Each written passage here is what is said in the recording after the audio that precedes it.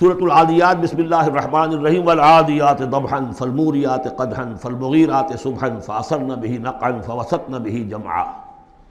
یہ پانچویں اور آخری صورت ہے اس اسلوب کی جو صافات سے شروع ہوا تھا، والصافات صفا فالزاجرات زجرا، پھر آئی والذاریات ذروا، اور پھر اس کے بعد آئی والمرسلات عرفا، پھر آئی والنازعات غرقا، اور یہ آخری ہے والعادیات ضبحا۔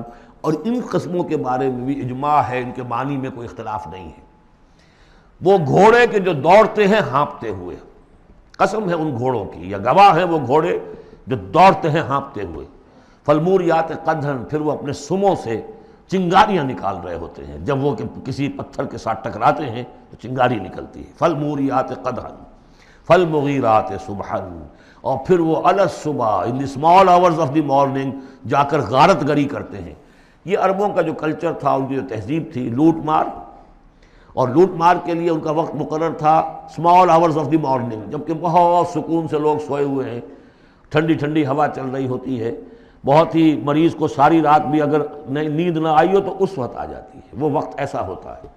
اس میں جاتے تھے وہ برق رفتاری کے ساتھ گھوڑوں پر جا کر لوٹ مار کیا، قتل کیا، اور پھر بھاگے وہاں سے۔ یہ ان کا عام جو ہے کلچر ہے، لیکن اس میں استعمال کون ہو رہا ہے؟ گھوڑا۔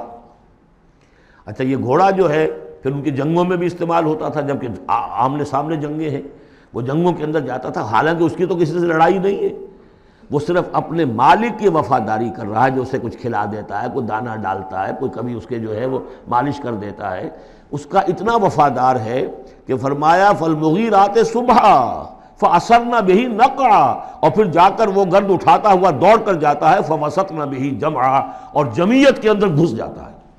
آپ کو معلوم پچھلی زمانوں میں کیا ہوتا تھا، لے کر نیزہ اور یا کوئی اور شے جو ہے وہ سوار گھوڑے کو لے کر دوڑا ہے، کس میں؟ دشمن کے اندر صفوں میں گھس رہا ہے، اور تیر آ رہا ہے، گھوڑا مر رہا ہے، ہوتا ہے، تلوار لگی ہے، گھوڑا مر گیا ہے، تو گھوڑا یہ رسک کیوں لے رہا ہے؟ یہ ہے اصل میں اس صورت کی جو اصل مرکزی بات ہے، محض یہ بات، انسان جو اس کا مالک ہے اس کا خالق نہیں ہے، صرف یہ ہے کہ اسے دانہ ڈالتا ہے، اسے گھر پہ باندھتا ہے، اس کی سیوا کرتا ہے۔ اس صرف دانہ دینے اور سیوا کرنے پر اس کے اندر اتنی وفاداری ہے کہ وہ اپنے مالک کی ذرا سی ایڑ کی تھوڑی سی اس کا اشارہ ہوتا ہے اور ہوا کی طرح بات کرتا ہے، جہاں اس کو حکم ہوتا ہے وہ دوڑتا ہے، اپنی جان جوکھوں میں ڈالتا ہے۔ اب فرمایا ان الانسان لربہ لکنود، لیکن یہ انسان اپنے رب کا بڑا ناشکرا ہے۔ وہ جو کھلاتا ہے، پلاتا ہے، رزق دیتا ہے، جو خالق ہے، یہ وفاداری اللہ کے لیے انسان میں نہیں۔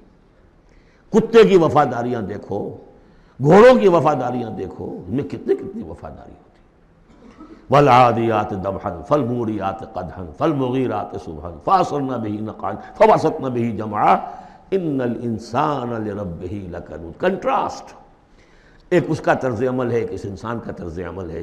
وَإِنَّهُ عَلَىٰ ذَلِكَ لَشَهِيدٌ بَلِ الْإِنسَانُ عَلَىٰ نَفْسِهِ بَصِيرًا، سورہ قیامہ میں جو ہم نے پڑھا ہے اسے خود بھی معلوم ہے کہ میں ناشکری کر رہا ہوں۔ وَإِنَّهُ لِحُبِّ الْخَيْرِ لَشَدِيدٌ، لیکن یہ مال اور دولت کی محبت میں بہت شدید ہو جاتا ہے، مال اور محبت کی دولت کی وجہ سے حرام حلال کی تمیز ہٹا دیتا ہے، حالانکہ اس کا نفس ملامت کرتا ہے۔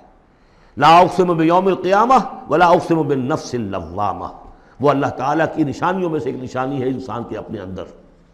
افلا یعلم اذا بعثر ما فی القبور، تو کیا اسے یہ معلوم نہیں ہے کہ جب زمین میں جو کچھ ہے، قبروں میں جو کچھ ہے، تلپٹ کر دیا جائے گا، انہیں نکال لیا جائے گا، وحصل ما فی الصدور، اور جو کچھ ان کی سینوں میں چھپا ہوا ہے وہ بھی نکال لیا جائے گا۔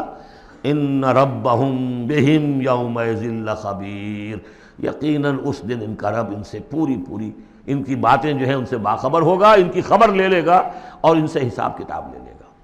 اللہم ربنا حاسبنا حسابا یسیرا، ان صورتوں کے آخر میں یہ دعا، اللہ تعالی ہم سے آسان حساب لیجو۔